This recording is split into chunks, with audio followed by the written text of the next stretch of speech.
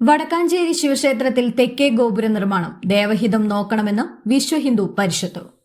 ചെറിയ ഗ്രാമക്ഷേത്രങ്ങൾ മുതൽ മഹാക്ഷേത്രങ്ങളിൽ വരെ 2 പ്രവേശ കവാടം അല്ലെങ്കിൽ 4 പ്രവേശന കവാടം എന്നതാണ് പതിവ്.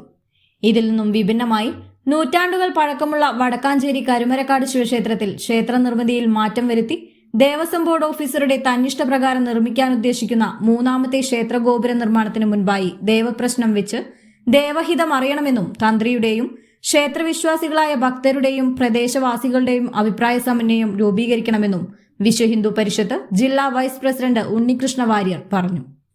നാലമ്പലത്തിന് പുറത്ത് പ്രതിഷ്ഠിച്ചിരിക്കുന്ന തെക്കേ തേവരെന്ന് ഭക്തർ വിളിക്കുന്ന കരുമരക്കാട്ടിലപ്പൻ തീർത്തും ഗ്രാമദേവതാ സങ്കല്പമാണ്.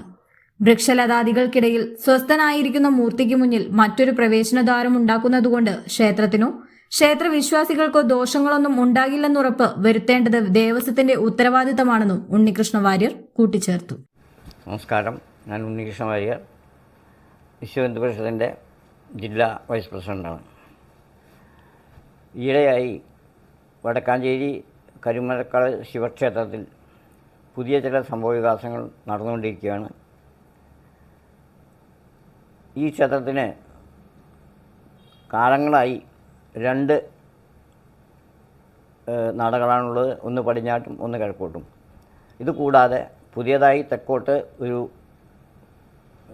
പ്രവേശന ദ്വാരം തുറക്കാനുള്ള തീരുമാനം ആയിക്കൊണ്ടിരിക്കുകയാണ് എന്നാണ് മനസ്സിലാവുന്നത്. വിശ്വഹിന്ദു പരിഷത്തിന് ഇക്കാര്യത്തിൽ പറയാനുള്ളത്, വടക്കാഞ്ചേരി പ്രദേശത്തെ ഭക്തജനങ്ങളുടെ വികാരം മനസ്സിലാക്കിക്കൊണ്ട്, കൂടാതെ ദേവഹിതം പരിശോധിക്കുന്നതിന് വേണ്ടി ജ്യോത്സ്യന്മാരെ കൊണ്ട് ജ്യോതിഷം നടത്തി വേണ്ടതായ തീരുമാനം എടുത്തിട്ടുണ്ടോ എന്നുള്ളത് അറിയാൻ ആഗ്രഹമുണ്ട്.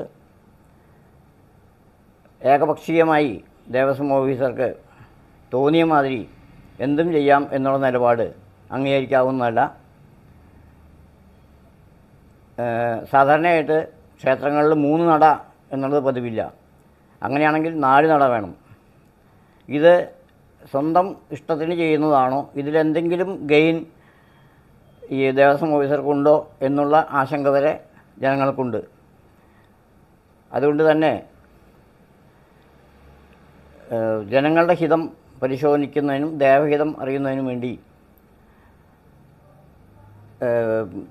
ദേവസ്വം ഓഫീസർ വേണ്ടതായ നടപടികൾ സ്വീകരിക്കും എന്നുള്ളതാണ് വിശ്വഹിന്ദു പരിഷത്ത് മനസ്സിലാക്കുന്നത്. അതർത്ഥത്തിൽ തന്നെ ആവട്ടെ,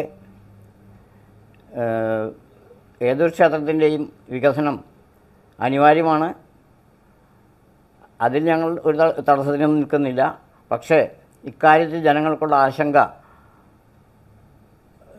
തീർത്തു കൊടുക്കേണ്ടത് ദേവസ്വം ഓഫീസറുടെ ചുമതലയാണ് എന്നാണ് വിശ്വഹിന്ദു പരിഷത്തിന് പറയാനുള്ളത്. നമസ്കാരം.